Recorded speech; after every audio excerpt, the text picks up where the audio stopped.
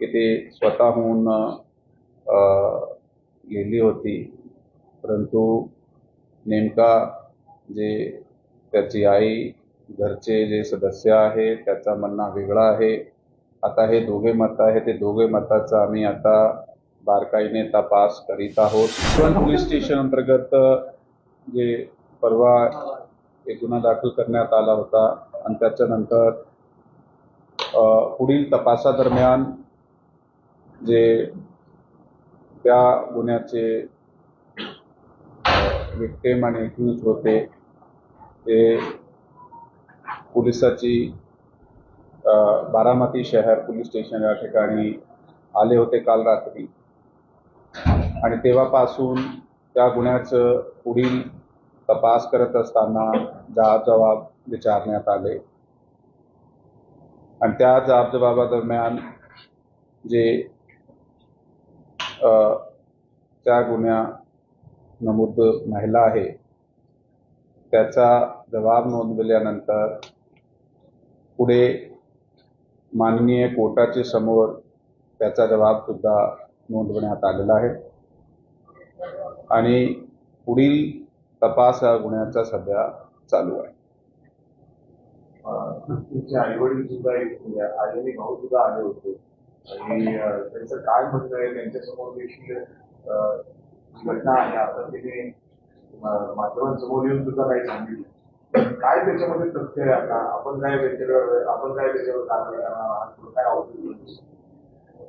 Offence ते already register करण्यात आला होता. त्याच्यानंतर आता त्याचे घराचे जे लोक आहे त्याचे आई त्याचे भाऊ सुद्धा येऊन इथे त्यांनी त्याचं मत मांडलेलं आहे. त्यांची इथे त्यांना बोलण्याची संधी होती, परंतु त्या यंग महिलाने आपला मत जे आहे ते आई आणि भावासमोर मांडलेलं आहे आणि त्यांचा आपसात जे मत आहे ते वेगळं आहे आणि महिलाने आपला जे वर्जन दिलेलं आहे जसा की आपण पाहिला की अगोदर त्यांनी एक व्हिडिओ पाठवली होती आणि त्याच्यानंतर सुद्धा पोलिसाकडे येण्याचे अगोदर त्यांनी एका ठिकाणी एक व्हिडिओ मार्फत त्यांचा जे मत आहे ते दिला होता आणि त्यांनी त्यांचा तीच मत आहे की ते स्वतःहून लिहिली होती, परंतु नेमका जे त्याची आई, घरचे जे सदस्य आहे त्याचा म्हणणं वेगळा आहे. आता हे दोघे मत आहे, ते दोघे मताचा आम्ही आता बारकाईने तपास करीत आहोत. म्हणून मी त्या यंग महिलाला मान्य कोर्टासमोर जबाबसाठी आज पोलिसांनी हजर केला होता. ते जबाब झालेला आहे. पुढील तपास चालू आहे. नेमका त्यांनी त्याचा हे मत जसा दिलेला आहे तसाच आहे किंवा त्याचे मते अजून कुठल्याही प्रकारच्या जे शक्यता असेल त्याची तपासणी चालू आहे. घडली होती तिखट लाल पावडर डोळ्यात टाकणं ही सगळी घटना खरंच घडली होती का? ती मुलगी तर नाही म्हणते, मात्र दुसरीकडे आई आणि भाऊ म्हणतो ती घडली. हो बरोबर आहे. तीच मी म्हणतो की दोघे मत वेगवेगळे आहे. FIR मध्ये दिलेला कंटेंट वेगळा आहे आणि आता जे पीडित महिला FIR त्यांनी दिलेला मत ते वेगळा आहे. आता FIRचं मत आणि त्यांच्या दोघे मताने रेकॉर्ड केले आहे, परंतु FIRचे फिर्यादीचं जे म्हणणं आहे त्याच्या सखोल तपासणी आम्ही करीत आहोत. त्याच्यामध्ये जे आपण प्रश्न मांडले की घटना दरम्यान चटणी पावडरचा उल्लेख आहे किंवा मोटरसायकलचा उल्लेख आहे, काही इतर काही वस्तुस्थिती होती, त्या वस्तुस्थितीला बारकाईने तपासण्यासाठी पुढील आमची टीम कामात आहे आणि त्याच्यात जे काही पुढील तपासामध्ये निष्पन्न होईल तशाप्रमाणे कारवाई. मुलीची मेडिकल जबाबदारी आता कोणाकडे असेल? त्याचा आता माननीय कोर्टाकडे ते जबाब झालेला आहे. त्याच्यात शक्यतो जे आहे ते कारण त्यांचा आई वडिलाकडे घरी त्याचे आई आणि भावाकडे जाण्याचा त्यांनी नाकारलेला आहे. सध्या स्थिती अशी आहे. पुढील त्याचा काय मत आहे त्याला विचारण्यात येईल आणि दुसरे ऑप्शन जसा की जे महिला घर असताय, सॅनिटोरियम असताय तशी ऑप्शन्स पण आहात. तसा जे काही घडला पुढे ते आपल्याला कळणार आहे. आणि सर मुलीची आणि मुलीच्या आईंची भेट घडवून दिली होती का, पण त्यांच्यामध्ये संभाषण झालं होतं? त्यांचं संभाषण झालेलं आहे. त्यांच्या आईने आरोप केलाय कोर्टाबाहेर की असं काही संभाषण झालेलं नाही आणि आम्हाला कोणीशी भेट घेऊन असं नाहीये.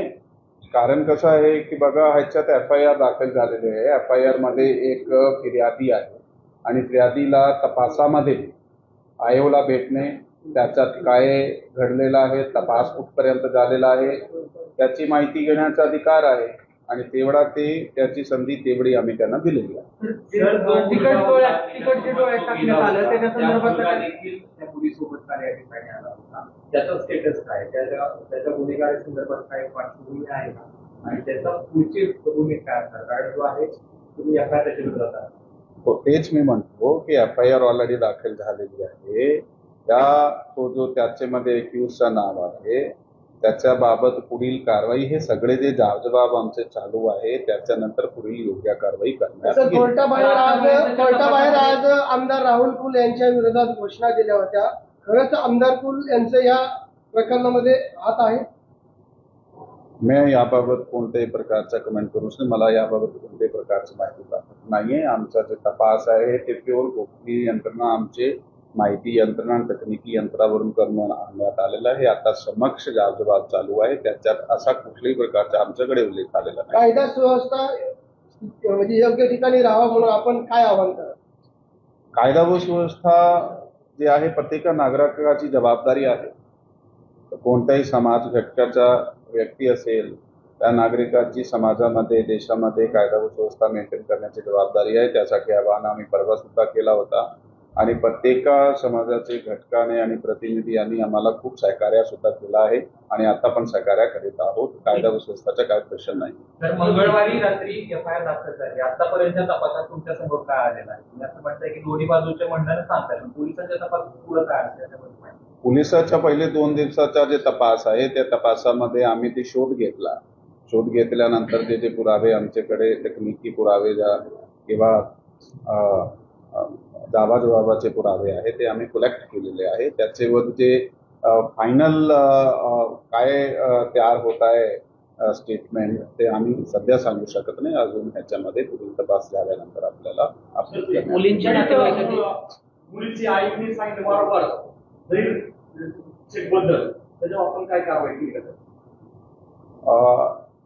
कोणाबद्दल आपण विचारताय? आरोपीचे चुलते जे आहेत आदर्श तो गुंड आहे, दबाव आहे, वाळू माफी आहे असा आरोप करण्यात आला. हे बघा, त्यामध्ये जे आम्हाला ऑन पेपर ज्याचे विरुद्ध देण्यात आलेला आहे त्याची चौकशी आम्ही सुरू केली. 2 व्हिडिओ आहेत. एका व्हिडिओमध्ये पहिल्यांदा सांगितलं की जे 9 वर्षापूर्वी ते 1 वर्षापूर्वी ते नातेवाईक त्याच्याबाबत तिची ट्रान्सक्रिप्ट तयार करून प्रत्येक व्हिडिओची त्याच्यावर बारकाईने तपास सुरू आहे आणि त्या तपासामधून जे निष्पन्न होईल ते आपल्या समोर कायदेशीर येईल. तर डोळ्यात जे तिकट टाकले त्याच्याबद्दलचा काही मेडिकल रिपोर्ट आलाय का त्याच्यामध्ये? मेडिकल आम्ही करून घेतला आहे आणि ते आता पुढील दरम्यान आम्ही आपल्या समोर एक्सपोज करू. निष्पन्न झालंय. ते मेडिकल रिपोर्ट माझ्या समोर आल्यानंतर मी आपल्याला काही सूत्र सांगतात की या संदर्भात तिकट डोळ्यात टाकलेला ही तपासाचा मुद्दा आहे ना, ते तपास चालू आहे.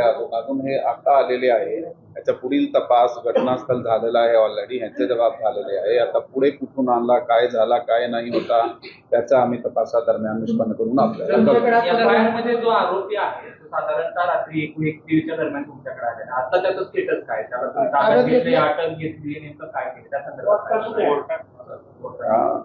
यामध्ये जो आमच्याकडे आलेले आहे त्याची पण चौकशी सुरू आहे. त्या चौकशी आता सुरू आहे. ताब्यात घेतले कशा अनुषंगाने? चौकशी गुन्ह्याच्या दरम्यान FIR मध्ये नाव आहे म्हणून त्याची चौकशी करणे गरजेची आहे. तपासात ती चौकशी चालू आहे. आरोपीला कोर्टात वगैरे हजर केलं नाही.